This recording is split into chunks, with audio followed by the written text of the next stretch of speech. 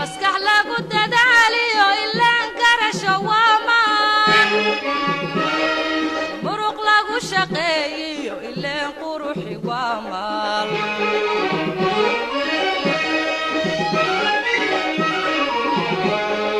مسكح لقو تدعاليو إلا انكرش وامان مروق لقو شقيو إلا انقروحي وامال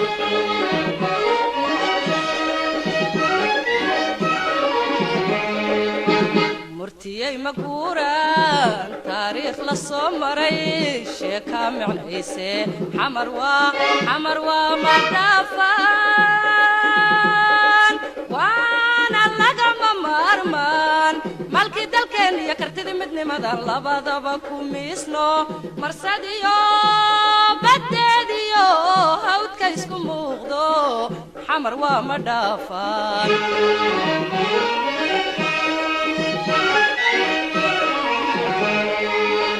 مرتيي مقورة تاريخ للصمري شيكا معنيسي حمر ومدافان وانا لقم مرمان مالكي دلكن يكرتدي مدني مدان لبادبا كوميسنو مرساديو بدديو هاود كايسكو موغدو حمر ومدافان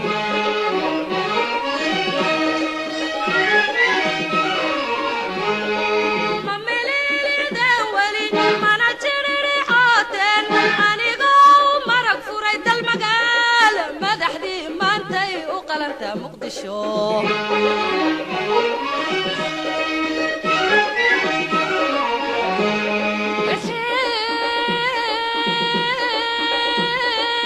ويا صمري يدا معنيسو سندكيبا موجدو بقول المشروع نفط محب قليوي مدنتا سما اسمو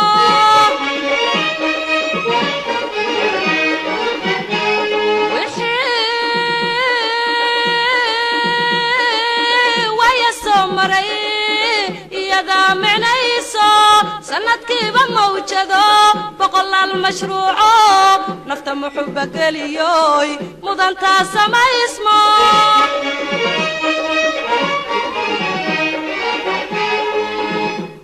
قلب عمال مدوو فالحونا مقديبي بدا الشام مديددو هورنا لوغو مريا وياذا مقالة قروح بامديسو وليبا واذا مسيسي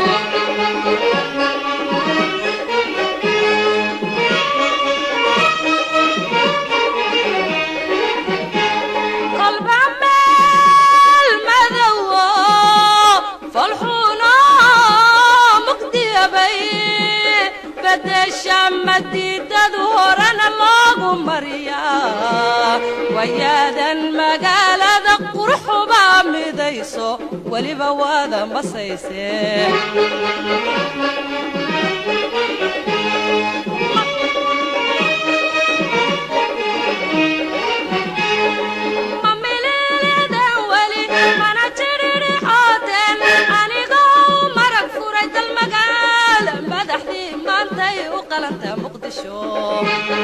maanta farxad weyn ayay noo tahay maama Khadiija waa wasiirkii ugu horeeyay oo soo booqdo xarunta soos maanta meeshaan aan taaganahayna waa beertii jaalasiyaad marka wasiirkii ugu horeeyay oo xukuumad dan qaran waa xukuumadii ugu horeysay wasiirkeedina soo booqdo taasna waxa waaye sharaf gooni ay noo leedahay wasiir maama Khadiija soo dhawaaw xaruntan waxa ku taalo 15 guri oo kulli loogu talagalay in lagu koriyo caruurta aanan haysan daryeel waalid ama caruurta halis ugu jiro inay waayaan daryeelka waalidka 12 guri ay ku nool yihiin hadda 12 qoys oo qoys ahaan u degan sida agoonta xarumaha agoomaha waaweyn hoolalka weyn la isku furo sariiraha isdul saaran oo caruurta lagu xadgudbo ayaga naftooda isku dhaxadgudbaan taas anaga ma ogolin taas ayadoo la dagaalsan yahay darteeda ayaa xarunta qaabka noocaan loo aasaas tuulada caruurtana magaca tuulada wuxuu ka yimid mahmah Nigerian ah oo oranayso it takes a village to raise a child marka tuuladii baan u baahannahay inaan ka dhabeeno 12 guri halkan waxa ku nool 96 caruur oo Soomaali ah oo muwaadiniin Soomaali ah oo marka tiraahdid maanta yaa tahay waa ka xumahay dawladda maanta 4.5 baa wax lagu qaybsaday laakiin caruurta halkan ku kortay marka tiraahdid yaa tahay qabiilkee tahay wuxuu ku oranayaa Soomaali baan ahay wax u dhaafsan kale ma jiro wax uga hooseeyo ma jiro marka Soomaalidii dhabta ahayd xaruntoodii baa halkan maantana waa timid waxaan rajaynaynaa waxa ku soo kortay 400 caruur ka badan oo qaangaar noqotay oo dibadda iyo dalka ku kala nool waxaan rabaa inaan halkan maanta idinkaga sheego caruurtii aan soo korinay halkan ku koray oo qaar waaweyn aniga waaweyn hami waxa ku jiro inay dalka madaxweyne ka noqdaan hami waxa ku jiro inay dalka wasiir ka noqdaan hami waxa ku jiro inay dalka hoggaanka noqdaan ayagoo aaminsan inay Soomaali dhab yihiin waxaana aaminsanahay inay cidna u kala yaxaneen hadhow ileen qabiil ma lahan waa soosay ku koreen waa Soomaali maxamed ay aaminsan yihiin inay yihiin waana dad wadaniyada ay aad ugu dheertahay aadna ugu weyn tahay marka waxaan codsanaynaa marna madaxweynaha naftiisa inuu na soo booqdo asagana codsigaas waa u direynaa wasaaradaadii waa wasaaradda saxda ah naga gaarsiin iyo ra'iisul wasaaraha xukuumadda dhan insha Allah waa mahadsantiin labadoodu waa ballan insha Allah waa mahadsantiin insha Allah maanta waxaan dhex joognaa tuulada caruurta ee Soos waa laba qayb meesha caafimaadkana waa qaybta kale qaybta aan anaga joognana waa halkii caruurta hoygoodii u ahaa haddaan nahay wasaaradda haweenka oon soo kala har lahayn wasiir ku-xigeenka agaasimaha guud waaxiyaha iyo la taliyaasha waxaa kormeerkan lagu weheliya gudoomiyaha haweenka gobolka Banaadir gudoomiye Jawaahir iyo gudoomiyaha haweenka degmada Kaaraan gudoomiye Suldaano inteena kale oo ah waaxiyaha iyo la taliyaasha wasaaradda waxa kormeerkan daaran yahay maadaama wada shaqayn dhow ay naga wada dhaxayso isfaham aan howlahan ku sii wadaynana dhawaan aan wada saxiixan doono wasaaradda iyo hay'adda agaasima dhaqane waa kaaga mahad celinaynaa adiga iyo maamulayaasha qaybaha kala duwan ee caruurta agaasimayaasha agaasinka ee qaybta tuulada caruurta macallimiinta hooyooyinka dhammaan qaybaha kala duwan ee maamulka hay'adda Soos ee tuulada caruurta Soomaaliyeed oo maanta ku sugannahay waxay noo tahay sharaf iyo karaamad weyn dad Soomaaliyeed oo badan ayaa ogeyn adduunka ay ka jirtaa dawladda Jamhuuriyadda Federaalka Soomaaliyana xukuumadeeda dan qaran waxaan xoojinaynaa doorka iyo kaalinta caruurta oo shuruucdoodana dhawaan golaha wasiirada ay ka meel marinay baarlamaanka golahiisa shacabka iyo aqalka sarena ay gaari doonto waa lagama maarmaan daryeelka arrimaha qoyska gaar ahaan caruurta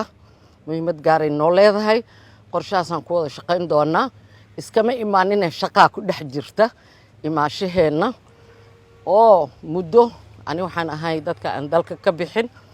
dadka waxaan ahay caruurtooda ay soo mareen qaybtaas kale isbitaalka burburkii dalka kadib dadka waxaan ahay aas-aaskeedii ilaa iyo hadda la socday Soos waa ku faraxsannahay agaasimaha hay'adda Cabdiqaadir Dhaqane maanta inaan howshaas baaxadda weyn leh oo hadda aad soo aragteen dadka qaarkiis ku nool magaalada Muqdisho ayaanba ogeyn in aad fidisaan dawladaha kale ee adduunkana ay ka furan tahay hay'adda Soomaaliyana ilaa Somaliland ay ka shaqayso dhawaana ay ka hirgali doonto gobolka Banaadir sida uga shaqaysaan Hirshabeelle aad uga shaqaysaan si lamida Koonfur Galbeed iyo Jubbaland ilaa Puntland dalka oo dhan ay wada gaarto haddii Allah wada la ogolaado wada shaqayn cusub iyo jid cusub oo aan isla qaadayno iyo inaan daato sax ah u helno ubadkeenna waalid la'aanta ah ama kuwa bannaanada ku dayacan oo la soo dhigay ama ayaga laftirkooda qaar caafimaad darro qaba ay ku dhex jiraan inay la jaan qaadaan dowladnimada casriga ah